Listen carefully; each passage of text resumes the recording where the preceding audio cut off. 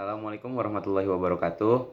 Perkenalkan, nama saya Hafiz Isma Mahmudi dengan NPM 25120111345. Jadi di sini saya akan menjelaskan materi tentang susunan negara dengan dosen pengampu Ibu Siti Khairah dengan matkul ilmu negara.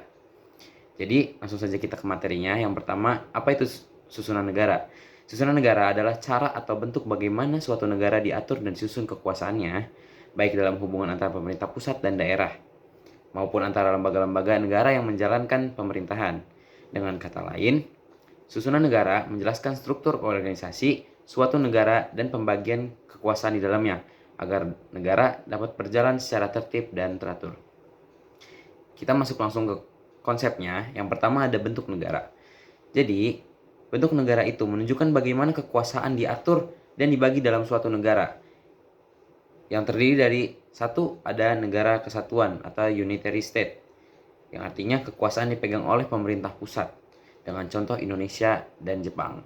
Jadi di unitary state itu ada satu parlemen, yaitu contohnya aja kita ambil DPR dan MPR untuk mengawasi sistem pemerintahan yang ada atasnya, contohnya presiden.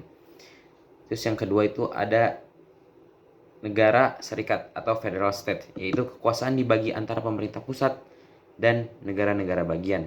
Contohnya ada di Amerika Serikat dan Jerman. Yang kedua, ada bentuk pemerintahan. Bentuk pemerintahan menjelaskan siapa yang menjadi kepala negara dan bagaimana cara pemerintah dijalankan. Jenisnya, yang pertama ada monarki, yang kepala negaranya dipimpin oleh raja atau ratu. Contohnya Inggris dan Thailand. Yang kedua ada bentuk pemerintahan republik, yaitu kepala negara yang dipilih oleh rakyat untuk masa jabatan tertentu. Contohnya ada di Indonesia dan di Prancis. Yang ketiga, sistem pemerintahan menjelaskan hubungan antara lembaga eksekutif, pemerintah, dan legislatif atau parlemen. Contohnya, satu ada presidensial, yaitu presiden memegang kekuasaan eksekutif penuh. Contohnya seperti di Indonesia dan di Amerika Serikat. Yang kedua ada sistem pemerintahan parlementer, yaitu Perdana Menteri memimpin pemerintahan dan bisa dijatuhkan oleh parlemen, seperti yang ada di Inggris. Yang ketiga ada campuran, yaitu semi presidensial, yaitu gabungan antara sistem pemerintahan presidensial dan parlementer.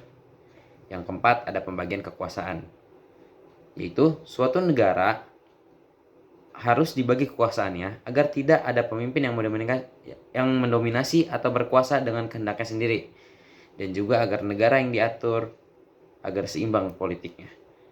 Contohnya di Indonesia terbagi menjadi 3 dalam trias politika. Yang pertama ada legislatif yang membuat undang-undang, contohnya adalah DPR, MPR, dan DPD. Yang kedua ada eksekutif, yaitu menjalankan undang-undang, contohnya presiden dan kabinet. Yang ketiga ada yudikatif, yaitu mengawasi pelaksanaan hukum di Indonesia, contohnya Mahkamah Agung dan Mahkamah Konstitusi. Jadi kesimpulan yang bisa kita ambil dari materi tersebut adalah susunan negara adalah cara suatu negara diatur dan dibagi kekuasaannya agar pemerintah berjalan teratur, dan tujuannya agar kekuasaan tidak terpusat, pemerintahan berjalan adil, dan rakyatnya sejahtera. Cukup sekian materi yang bisa saya sampaikan, kurang lebih mohon maaf. Wassalamualaikum warahmatullahi wabarakatuh.